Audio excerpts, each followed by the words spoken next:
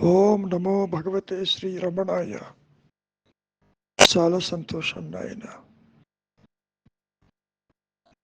పుట్టినటువంటి ప్రతి ఒక్కరూ కూడా ఈ దేహాత్మ బుద్ధితో ఒక పరిమితమైనటువంటి జీవుడిగా, పరిమితమైనటువంటి వ్యక్తిగా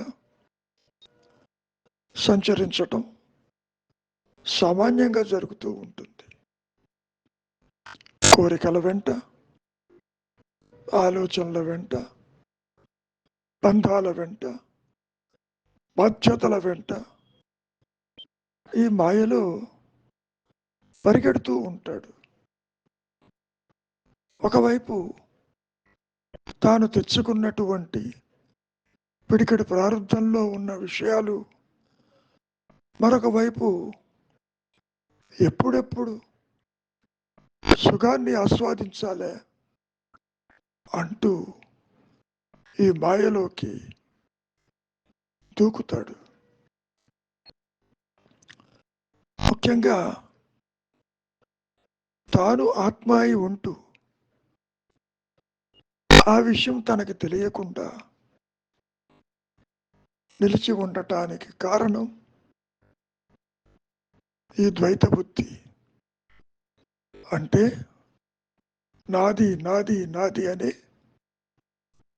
ఒక చిచ్చడ గ్రంథి చేస్తున్నటువంటి ఒక మాయా విశేషమే తప్ప మరొకటి కాదు. ముఖ్యంగా ఈ సందర్భంలో రమణ మహర్షుల వారిని దర్శించటానికి వచ్చినటువంటి ఎందరో ఇటువంటి ప్రశ్నని లేవదీస్తూ ఉంటారు. వారి ముందు నిద్రలో నా సహజత్వం అంటారు, మరి నాకు తెలియటం లేదే. దానికి మహర్షులు వారు, తెలియటము అంటే నీ కళ్ళ ఎదుట కనపడటమా? తెలియటము అంటే నీవు విడిగా ఉంటూ దాన్ని దర్శించటమా? తెలియటం అంటే నీ మనస్సుకి బుద్ధికి అందటమా? అది కాదే. సరే, ఆత్మానుభవం మాట కాసేపు పక్కకి పెడదాం. నిజానికి నేను ఉన్నాను అన్నటువంటి అనుభవం లేనటువంటి క్షణకాలం ఉన్నదా? లేదు కదా. అది ఏ క్షణంలో అయినా సరే లేకపోతే, ఉండకపోతే, ప్రకాశింపకపోతే, ఇదిగో ఈ క్షణంలో ఆత్మానుభవం అయిందని కూడా మనం చెప్పుకోవచ్చు. కాలంతో నీకేం పని? ఎప్పుడూ ఉండేదానికి బాగా విచారించు. ఇప్పుడు నీ మనస్సులో ఉనికి లేనిది ఉన్నట్టుగా కనపడుతుంది, కళలో చూచినట్టు. ఉనికి కలిగి స్వయం ప్రకాశమైన నీ సహజత్వము నీకు తెలియదంటావు. మరది విచిత్రం కదా. ఆత్మ లేని క్షణం ఉండదు. నిజానికి నిద్రని ఎంత సూచించినప్పటికీ, నిద్రావస్థని ఎంత చెప్పినప్పటికీ, మేలుకొని ఉండి కూడా నీవు నీ సహజత్వాన్ని, అహం స్ఫురణని అనుభవిస్తున్నావు. అది లేకుండా జీవుడెక్కడ? జగత్తెక్కడ? ఈశ్వర భావనలెక్కడ? కర్మలెక్కడ? కర్మ ఫలితాలెక్కడ? నిజమే, ఇది నీకు అర్థం కావటం కష్టమే. దానికి కారణం పుట్టినప్పటి నుంచి ఈ దేహాత్మ బుద్ధిని పెంచుకున్నావు, బంధాలు పెంచుకున్నావు. దేహం పెరుగుతున్న కొద్దీ ఈ అహంభావన, ఈ వ్యక్తిత్వం కూడా దాంతో పాటే పెరుగుతూ ఉన్నది. ఇటువంటి మిథ్య ఆరోపణ నీవు వదిలిపెట్టనిదే నీ సహజత్వము. ఆత్మ అని, జ్ఞానమని, పూర్ణమని, అవధులు లేవని నీకే తెలుస్తుంది ఆత్మగా. అయినప్పటికీ నీవేమంటున్నావు? ఇదంతా కూడా మాయ అంటే దీన్ని వదులుకోవటంలో నాకు మరి సహాయం కావాలి కదా.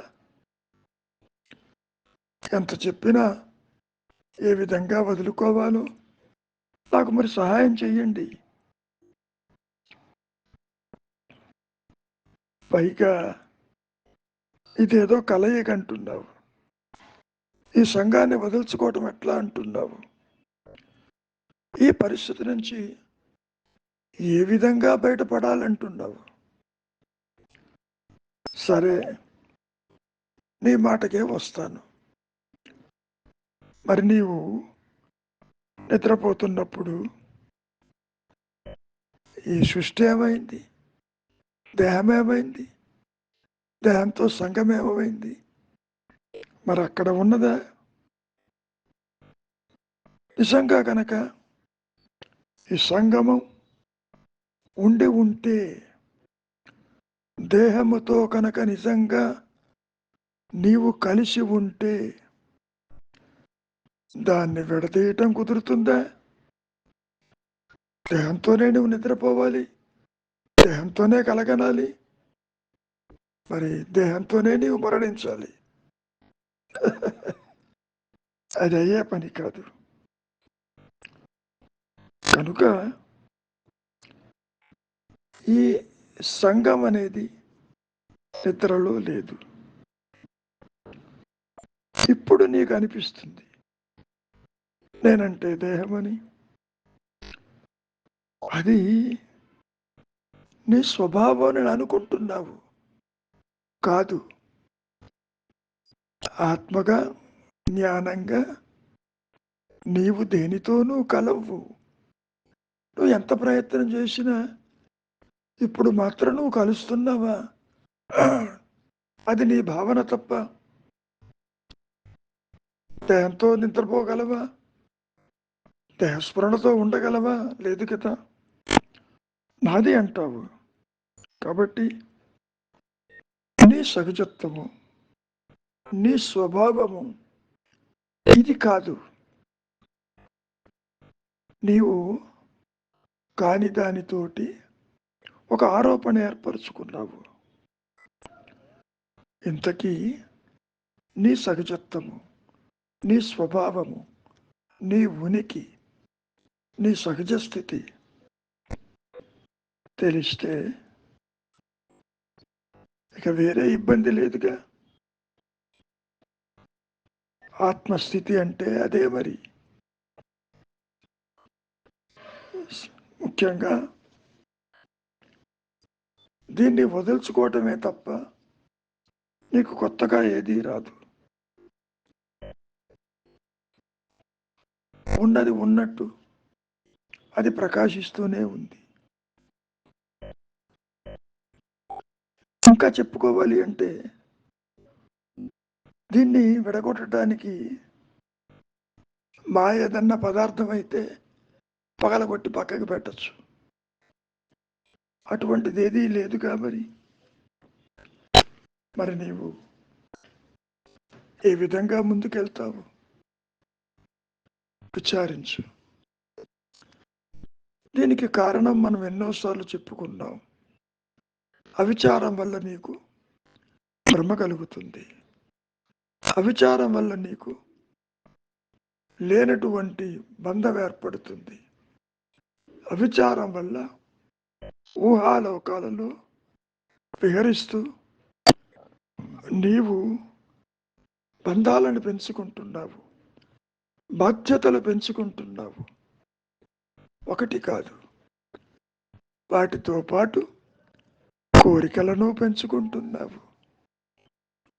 కోరిక ఎవరికి? నాకు నేనంటావు. ఆ నేను ఉన్నదేమో చూడబోతే అదృశ్యమైపోతుంది, లేదక్కడ. ఇన్ని బోధలు ఈ మాయలో లేనటువంటి మాయానేనికే శుభ సత్యము ఏ బోధని అంగీకరించదు. అది తనకు తానుగా ప్రకాశిస్తూనే ఉన్నది. దానికి ఏ అవసరము లేదు.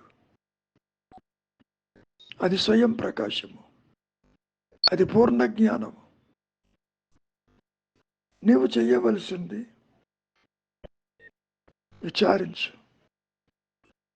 నీవు దేహమేమో చూడు, మనస్సేమో చూడు. ఇంద్రియ వ్యాపారములతో కూడుకుని ఇప్పుడు నీవు జగత్తును చూస్తున్నావు, ఒక కళ్ళలో చూసినట్టు. మరి ఆ చూసేటటువంటి ఆ జగత్తు ఎప్పుడైనా అది ఉన్నట్టు నీకు చెప్పిందా? అంతవరకు దేనికి? దేహం చెప్పిందా? ఇతరులు చెప్పారా? లేదు కదా. ఇది నీ ఆలోచన మాత్రమే. ఆలోచన లేని స్థితిలో అటువంటి సృష్టి లేదు కదా. ఆలోచనే నీ సహజత్వానికి అడ్డుగా ఉందని మనం ఇక్కడ చెప్పుకోవచ్చు. ఒక రకంగా తీసుకుంటే అద్దం మీద ధూళి పడింది. దాన్ని ఎంత ఎదురుగా పెట్టుకుని నీ ముఖం చూడాలనుకున్నా అది కనపడదు కదా.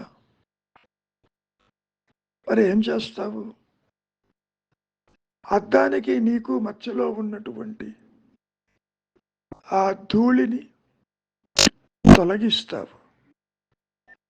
ఎప్పుడైతే అద్దం మీద పడినటువంటి ఆ ధూళి నీవు తొలగించి చూచినప్పుడు నీ స్వరూపము సుస్పష్టంగా అద్దంలో కనపడుతుంది కదా. దాని అర్థం ఏమిటి?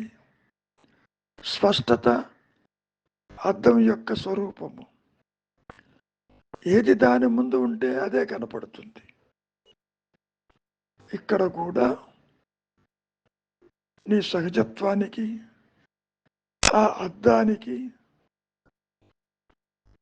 అడ్డుగా ఉంది ఈ మనస్సు, ఈ కలుషిత మనస్సు, ఈ బంధాల్లో ఉన్న మనస్సు, అర్షడ్ వర్గాలతో ఉన్న మనస్సు, కోరికలతో, బంధాలతో, రాగద్వేషాలతో నిండి ఉన్న ఈ మనస్సుని నీవు ముందు పాత్రని శుభ్రం చేసుకో. మనస్సు అనే పాత్రని ఎప్పుడైతే నీవు శుభ్రం చేస్తావో అందులో ఏ పదార్థమైనా వండుకోవచ్చు కదా. పాత్ర శుద్ధి లేని పాకంబు పాకమా, చిత్తశుద్ధి లేని శివ పూజలు ఎందుకు నాయన అంటూ గతంలో కూడా మనం చెప్పుకున్నాం. చిత్తశుద్ధి అంటే కల్మషరహితంగా, ఇచ్ఛారహితంగా, బంధరహితంగా నీవు నిలిచి ఉన్న స్థితిలో నీకు వద్దన్న నీ సహజత్వము అడ్డులేక ప్రకాశిస్తూ ఉంటుంది. మంచిది, విచారించు. ఏదీ కొత్తగా రాదు. ఇది పోతే అది వస్తుంది అనుకోబాకు. ఇది ఉన్నా లేకపోయినా ఆత్మకి ఏ ఇబ్బంది లేదు. అదే నీ సహజత్వం. మంచిది. మౌనమే నీ భాష, నీ ఉనికి, నీ ధర్మము కూడా.